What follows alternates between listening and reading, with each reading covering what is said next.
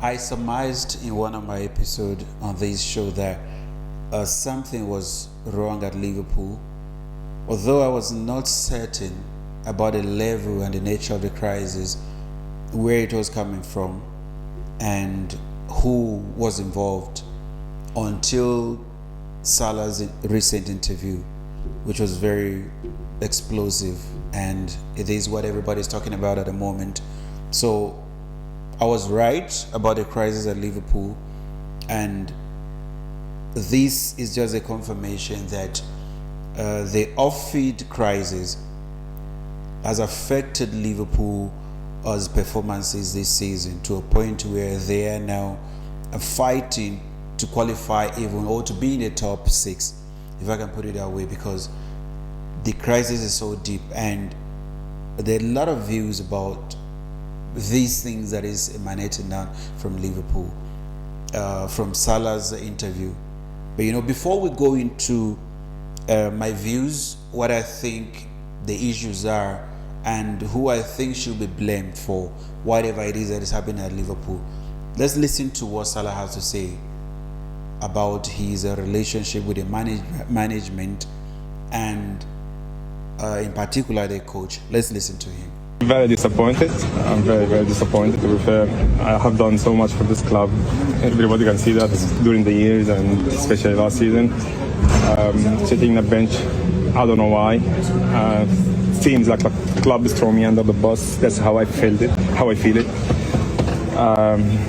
I think it's very clear that someone wants me to get all the blame. The club promised me in the summer for a lot of promises and nothing. So far, I'm in the bench 3 games, so I can say that they keep the promise. And I said that many times before. I had a good relationship with the manager, and out of the sudden, we don't have any relationship. I don't know why.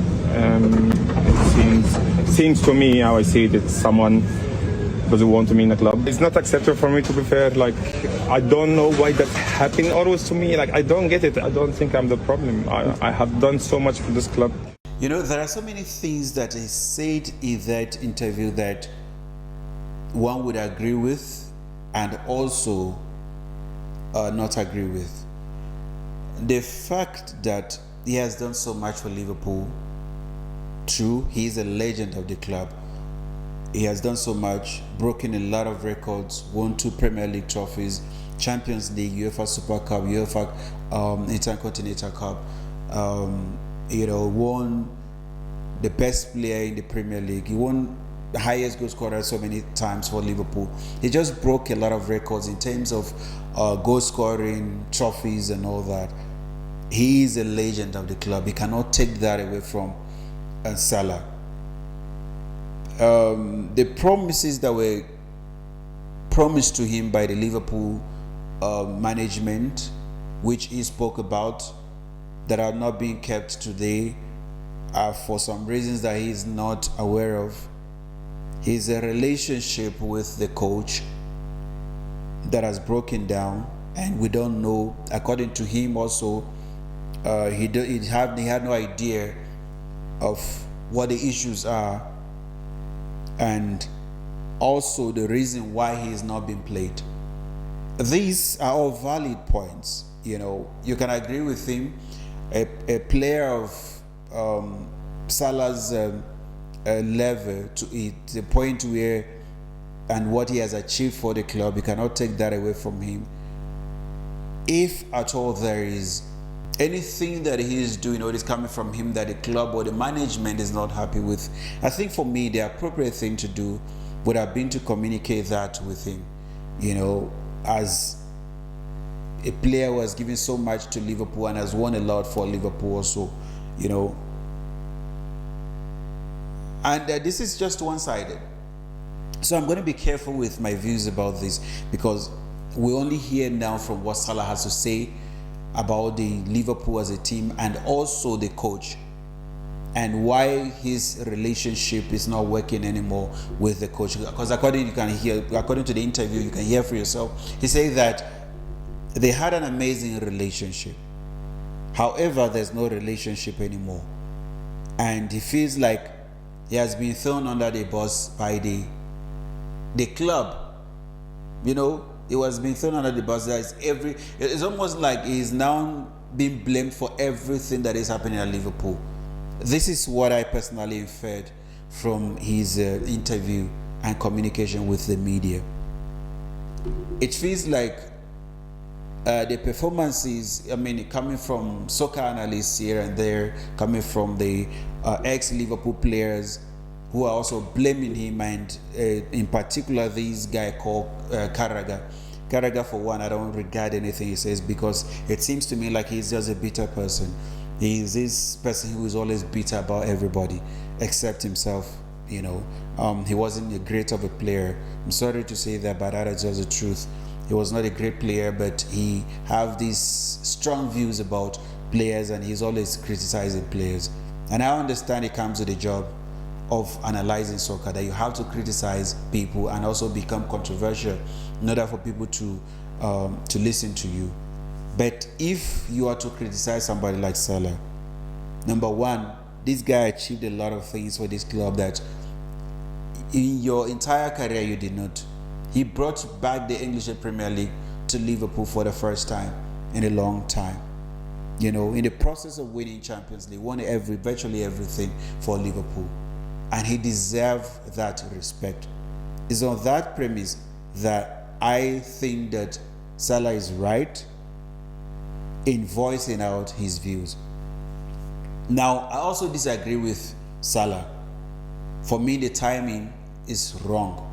It's wrong in the sense that the club is going through a lot at the moment, you know, and as a legend of the club and somebody who want to give his all for the club and see the club do well, I think there are some things that you just take and resolve whatever issues that you guys are having internally. I also see there is a need for him to speak out, because a lot of people not seeing him will automatically, and if the results are going Liverpool's way, will automatically assume that he was at fault. So benching him now is giving Liverpool a positive result. So from that angle also you can look at where Salah is coming from. I blame the coach, you know, and anyone with any modicum of managerial experience or skills will understand that you don't scapegoat your best players. And that is coming from a place of, I'll give you one example. AVB took over Chelsea as a coach, a young coach. A lot of us were excited, you know, for his appointment as Chelsea coach in those days. He was a manager who, you know, was nurtured, mentored by Jose Mourinho. So coming to Chelsea, a lot of us were excited because we thought now we're having a young coach. Is going to give something different to the club. But then he made a mistake in his approach to things. He lacked what man management skill, and that killed him, because when he came, he started making decisions that were not in line with the culture that he inherited at Chelsea. A culture of winning, a culture of building relationship with the players. And some of the senior players at Chelsea were not happy with that relationship. So he was fired as a result. Chelsea went on to win the Champions League in 2012. The Munich final where miracles, everything happened. But it was a determination from the players. They wanted to prove a point, and they succeeded in doing that. You know, as a manager who have man management skills, you should be able to understand that a player like Salah, we have people who will empathize with and sympathize with him. He has a lot of sympathizers in that team. This is a team that have been together for a while, won trophies together under the previous manager. You inherited a squad that was together. You did very well last season, knowing fully well how united the players were. You know, and now if you are to single out a player that most of the young players and the players in the squad are looking up to, it is going to have an effect on that team, being it negative or positive. But your decision the consequences of your decision, you're going to live with it. And at the end of the day, as a manager, you are the one who they're going to get fired. You're the one who's going to get fired, not the players. They don't usually fire players for having a misunderstanding with a coach, especially a player of Salah's standard. So, Arne Slot, you did very well in your first season, winning the Premier League. So now we can all agree that it was the work done by Klopp that he left the Players United. You inherited that and you achieved a lot with them. This year that you were supposed to defend the title and build your own team, implement your ideas and stamp your authority on the team, you're failing. You're benching Salah. I mean, there's nothing wrong in benching a player who you feel is not giving you what you're looking for. But what are the consequences of benching a player like Salah? You must have a solid replacement that when he is on the bench, the players that are coming in are giving you something positive. He spoke at the back of Liverpool dropping points against Leeds after taking the lead. You went to Leeds and you dropped points again, and he wasn't playing. So the media were curious to know what are the issues at Liverpool. He came up with that interview. It feels like he has been thrown under the bus. The defenders are conceding a lot of goals, but you did not have the guts to bench any of the defenders. You did not change your midfielders, did not change anything. It's Salah that you are benching. So it is obvious that you have issues with this guy. And his ranting is justified because he has given so much to the club. He has done a lot for the club. You can never erase that history that he has written with this club. So for me, I feel like the manager lacks man management skills. He is supposed to be the one to bring these players together, no matter what. I say this a lot of times, right? I say that there are times when you don't like people, but because of your target, you have no choice but to put up with them. You have to take your emotions aside, take whatever it is that you feel it towards that person, and utilize the strength of that individual to achieve something positive. Especially when your job is at stake. And this is the mistake that Liverpool coach made. It was a gamble. Some of your selections obviously are going to be a gamble, because if it works well in your favor, a lot of people are going to clap for you and then call it a master plan. But if it doesn't work in your favor, your head is on the line. You are going to get fired. Salah will remain at the club, or the management might decide tomorrow that they don't want him anymore and they will part ways.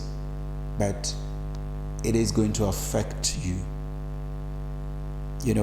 If you look at most coaches, yes, they can be brutal in their approach to things. They tell you they don't want you anymore, but that is if they have people that they can count on to give them something different or something similar to what the players were given. You look at the likes of Jose Mourinho. He coached a lot of big players, and some of the players he did not agree with, but he had to use them. He had no choice because they were giving him what he wanted them to give, and he achieved a lot with them. And then there are also some that he was not happy with, and he would be honest with them. Look, I know you are giving me everything, but you are not just part of my game. Communication is critical when it comes to your man management skill, how you handle players, how you communicate with them. And if you did not communicate with somebody like Salah to say to him, look, this is where we're having issues, how can we rectify this mistake at Liverpool and start getting positive results? Instead, like he said, you threw him under the bus, and now everybody is thinking that he is the problem of the club, that it's something that he is not happy with. And I'm sure a lot of people are not happy with. Liverpool fans, I'm sure they're also not happy with, because the matches that he was not involved, you failed to get positive results. So it is just, I don't know what your views are. I don't know what you think about this, but I'm not defending Salah, bashing the coach in the process. I am just trying to balance the story and look at where the issues are coming from. The coach, from his coach owns views. I'm sure he is, right in his own way by making changes that he feels are good to the squad. Benching Salah and using the players that he preferred. Nothing wrong with that. As a coach, that is what you're paid to do. You're paid to make decisions. Some good and some bad. You take it as a coach. And Salah, as a player that is used to also scoring 20 over goals in 5 seasons in a row, he's a record breaker for Liverpool in some of the records that he's holding right now. So it is also within his right to be angry that you did not use him. But at the end of the day, this is soccer. This is why we love this beautiful game. Because of stories like this, makes us to love this game. So yeah, that is the story that is emanating from the Anfield. Now moving straight into another also story. This one is not crisis. It's crisis when the results are not going in your favor, right? But if the results are going in your favor, you are the best. And the people are beginning to call this team Bottle FC, or that is Arsenal FC. People are not letting them go off easily like that because they have been claiming to be the best team in the world. Every Arsenal fan you meet right now, they're telling you that they are the best team in the world, they're the biggest team, the best. And I am supporting Arsenal to win the league. I'm not supporting them not because I'm a fan of the club, no. I'm supporting them because they are playing beautiful football. And I think that they have suffered enough. So coming into this season with a kind of addition that were made by the coach to identify the loopholes and fill them up. I feel like Eze coming in was a plus. Gyökeres coming in is a striker, a killer striker that they were looking for. So that gave me an idea that these guys are actually ready to compete for the title and win it. So I supported that idea that they are going to win, especially in a chaotic season where the likes of Manchester City, Liverpool, Chelsea, Manchester United, Tottenham Hotspur are not doing very well. So it was now in Arsenal's hands to win or lose. It still is in their hands. But this particular game might just be a game that we now give them a different direction. Because a lot of people, Arsenal fans, the way in which they were going, first they failed to beat a Chelsea side that is not consistent.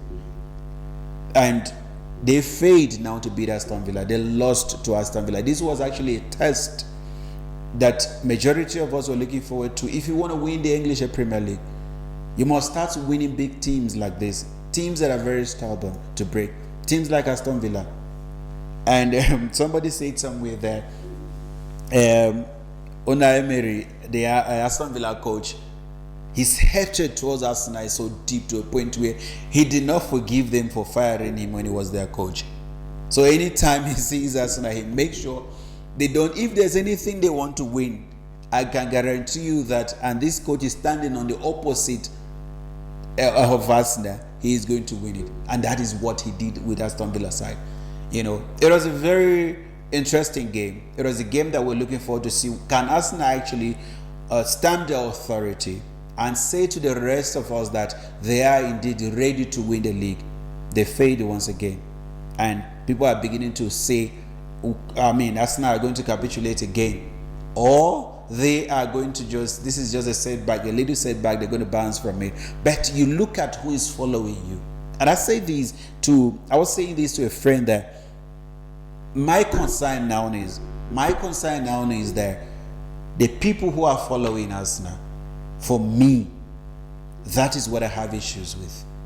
Aston Villa, we know, I'm sorry, a miracle can happen, but I know they're not going to win the league. But the people who are behind Arsenal, Manchester City are behind Arsenal on just 2 points. City have a coach who knows how to win. City is a team that knows how to win. City have winners in their team. City have a coach that have won. I mean, he's won this league like 4-5 times. 4 times. He's winning it, and he knows what it entails to win. So for me, City now following Arsenal. Number one is going to put a pressure on Arsenal. If Arsenal were like 6 or 8, 9 points ahead of City, that would have been a different thing entirely.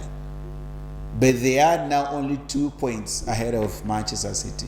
So if Manchester City can win all their games, they win the league. If Arsenal can win all their league, their matches, they win the league. Why am I saying this? Arsenal will still have to travel to Etihad and play Manchester City. And if Manchester City can win all this league, they will win the league. So you see the position in which Arsenal are putting themselves. Now they are under this immense pressure to maintain where they are and not drop again. Because they failed to take important points in some of these games. Forget every other team, City and Arsenal. I mean, City were not in the conversation. When I was saying it, I was just saying that for me, I feel Arsenal are the ones that are going to win the league. But now City, they now impose themselves. You can't have the conversation without City because they know how to win. Look, the league is still early. People are still going to drop a lot of points. But one thing that Arsenal is getting exposed for is that if you're able to match them man to man, you don't allow them any space. You don't play against Arsenal panicking. You go at them with everything, and believe me, you're going to get positive results. And that is what those games have proved to a lot of us. The game against Chelsea, that Chelsea 10 men played Arsenal the way they did. Aston Villa saw that. They capitalized on Arsenal's weaknesses, and they won against Arsenal. So you look at it right now, it is in their hands. But my thing now is that, do they have what it takes now to say, okay, you know what, this was just a little setback. Guys, we need to sit up and work hard to make sure that we don't fall again. Do they have that? Well, we'll have to wait and see, because like I said, the league is still early. A lot of people are still going to drop points. A lot of people are still going to force themselves in the top 5, in the top 4, second, first. So we have to wait and see. Anyway, that is just for Arsenal and Aston Villa. Aston Villa won against Arsenal 2-1. In another match, Chelsea traveled to Bournemouth. It was just a boring, goalless draw. Chelsea once again failing to close the gap on Arsenal and Manchester City. Arsenal are now, on 33 points, 8 points ahead of Chelsea. Like I always say, Chelsea is not even in the conversation when it comes to who is going to win the league. We know where they are standing now. Aston Villa are 30 points, Manchester City are 31 points, and Arsenal 33. So it's looking interesting. This is what I wanted to see. I wanted to see a competition, a very tight competition at the top of the table. So you don't decide that the league, this is who's going to take it. If as much as we have our people that we are tipping to win it, we must also have people who will give them a run for their money, like I always say.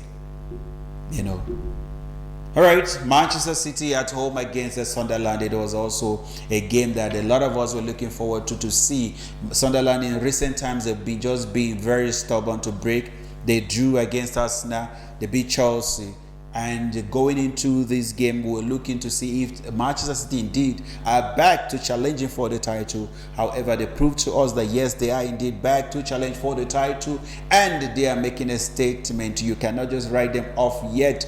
This is what I want to see. City winning this game 3-0 at Etihad to close the gap on Arsenal, which is very, very, very, very, very, very important. And I love that. I love to see that. I want to see competition. I want to see a lot of teams competing against those who are on top. That makes it very interesting at the end of the day. In France, PSG continues to to dominate in that league, winning 5-0 against Rennes. These guys don't look like they want to slow down anytime soon, man. They don't want to slow down. They just want to continue winning. And until another team or some rich guy somewhere will come and buy another team in that league and they try to stop this guy, they don't look like they want to stop. They won 5-0, and it was interesting. Some are finding this to be boring because they are the only ones that are winning. No one is coming close. I don't know if the money is not there in other clubs, but PSG, kudos to you guys for doing it. You'll continue to do it, and you'll do it every year until the serious teams will challenge you for that title. It's the same thing in Germany, where Bayern Munich are dominating in recent times. Vincent Kompany is not looking like he wants to slow down. They are just unstoppable at the moment. That guy, Harry Kane, will continue to score goals. He scored a hat-trick against Stuttgart. They traveled away, and to them, away and home is the same. They win the same with the same margin. They're just scoring goals for fun.